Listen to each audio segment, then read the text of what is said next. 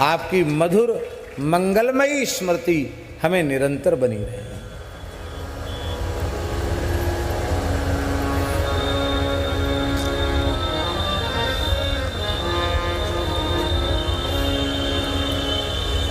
भक्ति से प्रपत्ति माने शरणागति, उसको उत्कृष्ट कहा गया। दो साधन कहे, एक भक्ति और एक प्रपत्ति। प्रपत्ति माने शरणागति। यद्यपि शरणागति जो है, प्रपत्ति, वो भक्ति से भिन्न नहीं है। भक्ति का उत्कृष्टतम रूप ऐसा कहें, अथवा ये कहें भक्ति का सार सर्वस्व वो शरणागति है, प्रपत्ति है। तनिक अंतर क्या है? अंतर यह है कि भक्ति में अंतिम क्षण तक भगवत स्मरण की अनिवार्यता है।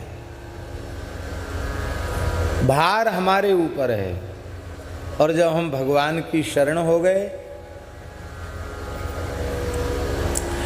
तो शरणागत को यह भी चिंता नहीं करनी चाहिए कि मेरा कल्याण कैसे होगा, मैं कहाँ जाऊंगा। अब जिसकी शरण में है वो जाने।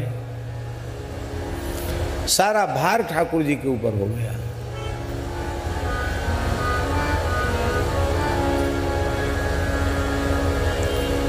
शरणागति बहुत ऊंची चीज है।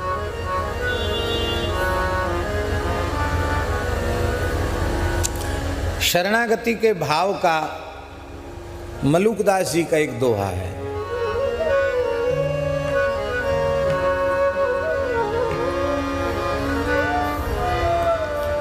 इसका ऊटपटांग अर्थ मत लगा लेना, क्योंकि ये विशुद्ध शरणागति का भाव है। वे कहते हैं, माला जपो न कर जपो, जिह्वा कहो न राम, मेरा सुमिरन हरि करें, मैं पाया विश्राम। माला जपो ना, माला नहीं जपता तो उंगली पर जप लेते होगे कर माला, बोले वो भी नहीं जपता। तो जिह्वा से राम राम करते होगे, बोले नहीं, जिह्वा कहो न राम।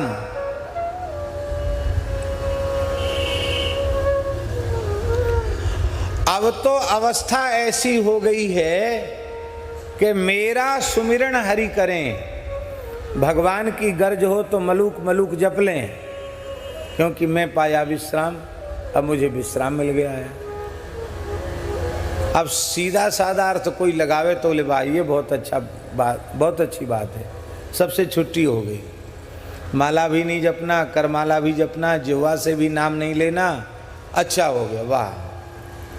हम तो वैसे भी प्रमादी जीव हैं, साधन में प्रवृत्ति ही नहीं है, और इस तरह की बात और मन के अनुकूल सुनने को मिल जाए फिर तो क्या कहना। पर मलुकदास जी के कहने का ये आशय बिल्कुल नहीं है। वे माला जपने का निषेध नहीं कर रहे हैं, करमाला जपने का निषेध नहीं कर रहे हैं, जिह्वा से राम नाम लेने का निषेध नहीं कर रहे हैं, क्योंकि वे निषेध करते होते तो सैकड़ों स्थलों पर नाम जप और साधन पर जोर क्यों देते। एक जगह तो महाराज जी ये कहते हैं मलुकदास जी कि जिस गांव में हरिनाम न होता हो, प्राण संकट में हो, तो भी साधु को उस गांव में होके नहीं निकलना चाहिए, वहां का अन्न जल ग्रहण नहीं करना चाहिए।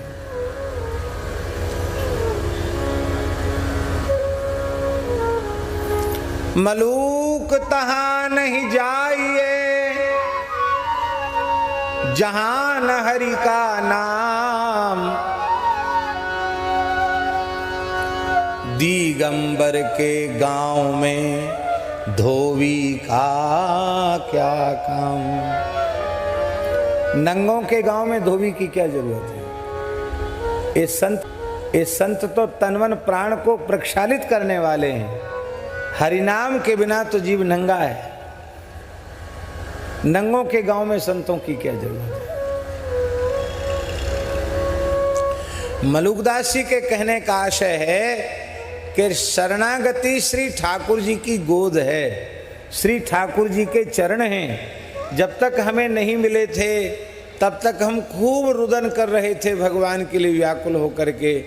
देखा होगा आपने, छोटा बालक अपनी माँ की अंक में चढ़ने के लिए रोता है, माँ माँ कह के रोता है।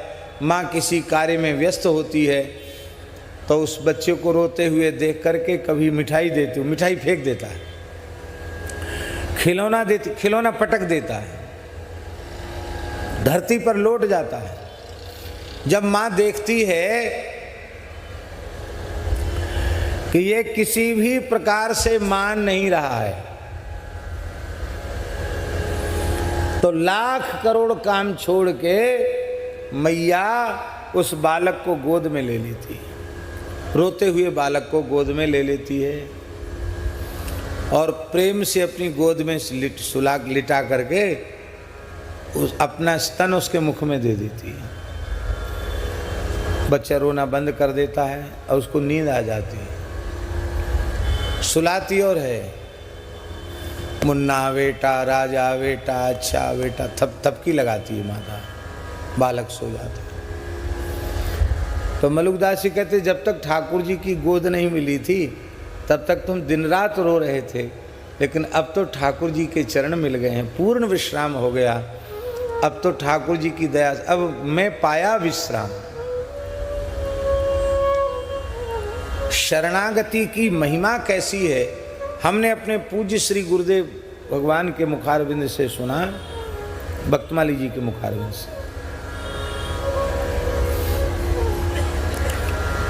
कि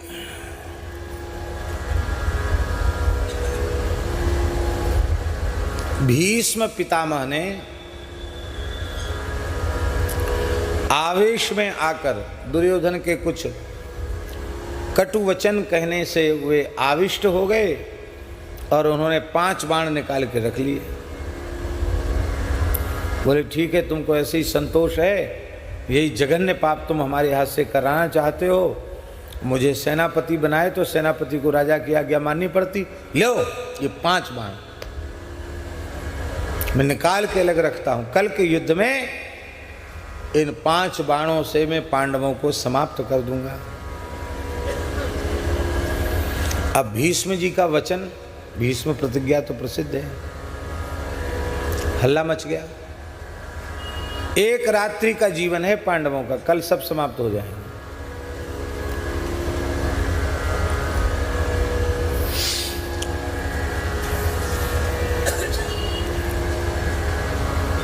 और पांडवों की स्थिति क्या है, बहुत ध्यान से सुने। पांडवों की स्थिति यह है कि सूर्यास्त हो गया, संध्योपासन करके, नित्य नियम करके और कुछ प्रसाद वगैरह लेकर पांडव सो गए। द्रौपदी भी सो गई, सब सो गए। जिनको कल सवेरे मरना है वो सब सो गए। अकेले श्री कृष्ण जग रहे हैं, विकल होके घूम रहे हैं। अब क्या करें?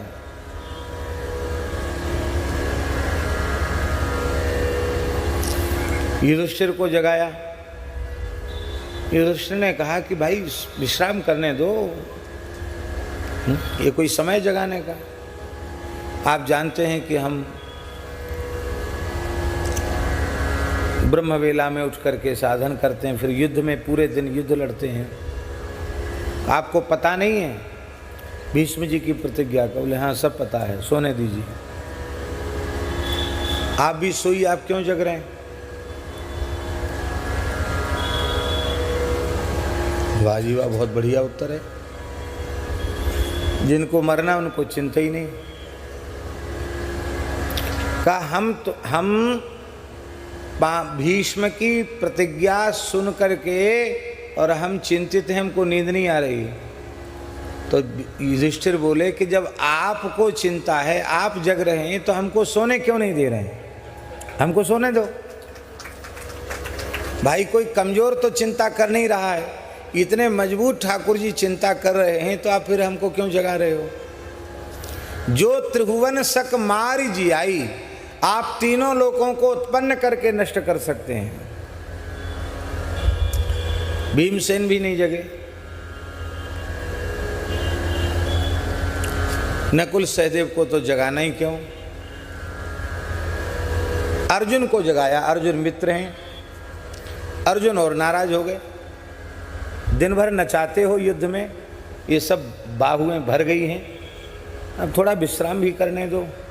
कहा भीष्म की प्रतिज्ञा नहीं सुना? हाँ सबकी प्रतिज्ञा सुन ली हमने, सोने दीजिए।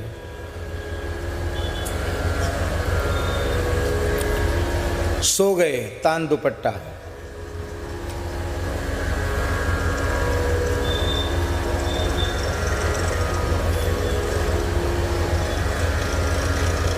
उस समय अर्जुन सो गए निश्चिंत होकर, तो ऐसा भी प्रसंग आता है, अर्जुन के रोम रोम से कृष्ण कृष्ण शब्द प्रकट हो रहा था। भगवान सेवा करने लग गए, रुक्मिणी जी आ गई, वो सेवा करने लग गई, द्रौपदी सेवा करने लग गई, ब्रह्मा जी आ गए, शंकर जी आ गए, नारद जी आ गए। वो तो महाराज मेला लग गया जहाँ अर्जुन सो रहे थे। रोम रोम से कृष्ण कृष्ण कृष्ण कृष्ण प्रकट हो रहा है। ऐसी शरणागति है अर्जुन की। भगवान ने द्रौपदी को जगाया, और द्रौपदी को जगा करके श्री ठाकुर जी ने कहा कि देवी तुम हमारा सहयोग तो करो। क्या सहयोग करूं? बोले हमसे तो अर्जुन जगे नहीं, तुम जगा के लाओ। द्रौपदी जगा के लाई अर्जुन को। बोले सो जाना, जीवन भर सोना है, इतना काम तो करो। जब तुमने गंधर्वों से दुर्योधन के प्राण बचाए थे, तो दुर्योधन ने कहा था कुछ वरदान मांग लो, तुमने मेरे प्राण बचाए हैं। तो तुमने कहा था कि अभी ज़रूरत नहीं है, धरोहर के रूप में वरदान को सुरक्षित रखो, जब हमें आवश्यकता होगी तो हम मांग लेंगे। तो आज उसको लेने का समय आ गया है। तुम दुर्योधन के पास जाकर उसकी वेशभूषा मांग लाओ, उसका मुकुट, उसकी पोशाक सब मांग, उसका कवच सब मांग लाओ। अरे बोले उस दुराचारी का हम पहनेंगे? अरे बोले हमारी आज्ञा का पालन करो, अपनी बुद्धि मत लगाओ। अर्जुन मांग लाए, प्रसन्नतापूर्वक उसने दे दिया। क्या है? ठीक, ले जाओ। भगवान ने दुर्योधन के रूप में अर्जुन का श्रृंगार कर दिया और सिखा दिया जैसे दुर्योधन चलता है, जैसे बोलता है, पूरी रिहर्सल करवा दिया। और बोले कि देखो दुर्योधन को भीष्म जी ने कहा है कि मैंने जो वचन कहा है उसकी पूर्ति होगी तो सही, पर इसके लिए तुम्हें अपनी पत्नी को ब्रह्मवेला में स्नान करके पवित्र होकर के मेरे पास भेजना पड़ेगा, क्योंकि 4 बजे जब मैं अपने ध्यान समाधि से भजन से उठता हूँ, उस समय मेरी वाणी से जो कुछ निकलता है वह पूर्ण होता है, अवश्य पूर्ण होता है। मैं तुम्हारी पत्नी को आशीर्वाद दूंगा तो निश्चित तुम विजयी हो जाओगे। कहा ठीक है। और इधर भगवान ने अर्जुन को दुर्योधन की वेशभूषा में सुसज्जित कर दिया और भीष्म जी के पास रात को ही लेके पहुंच गए। अंधेरा सा था, शिविर में दीपक टिमटिमा रहा था। भगवान पूरा सिखा पढ़ा के लेके गए थे। ऐसे चल के दुर्योधन जैसे अब अहंकार में चलता है, अर्जुन ने प्रणाम किया। वत्स दुर्योधन, हाँ पितामह प्रणाम। पितामह मैं इसलिए आया हूँ कि जैसे हम आपके पौत्र हैं वैसे ही तो हमारे भाई पांडव भी तो पौत्र हैं, आप क्यों मारेंगे? वो 5 बाण हमको ही दे दीजिए, हम कल के युद्ध में हम स्वयं ही उनको मार देंगे। भीष्म जी भी परेशान थे कि हमने आवेश में प्रतिज्ञा तो कर ली, अब ये बाण बड़ी समस्या बन गए। तत्काल उन्होंने बाण उसको दे दिए। अर्जुन को दुर्योधन मानकर बाण दे दिए। और अब उनको सुखपूर्वक थोड़ा विश्राम मिला। प्रातःकाल ब्रह्मवेला में बैठे थे, उठे भजन से तो भगवान दुर्योधन की पत्नी पहुँचे, उसके पहले ही द्रौपदी को लेकर भगवान पहुँच गए, भगवान पहुँच गए और द्रौपदी को सिखा दिया था। द्रौपदी ने जैसे ही प्रणाम किया,